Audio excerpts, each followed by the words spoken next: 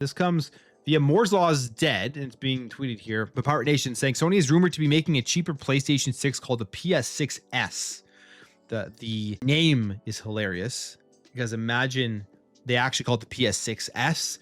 Will we see the same reaction from the PlayStation fanboys about what's holding back the generation, like the Xbox Series S? Leaker Moore's Law is dead says it could cost between $350 and $550. So will that happen? Who knows?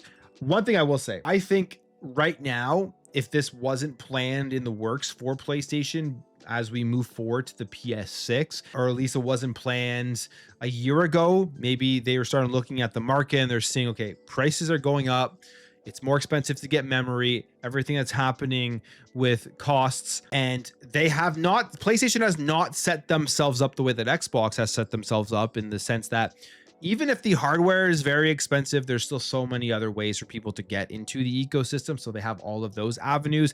You're not bound by the hardware nearly as much on the Xbox platform as you are on the PlayStation platform, especially next gen with Project Helix. It seems like you're not bound by the hardware at all, but PlayStation still is. And they need to sell more than what they have sold with the PS5 and the PS4. They need to sell more with the PlayStation 6. That's their business model. If they don't do that, that will be a failure. They need to be able to expand out their console market.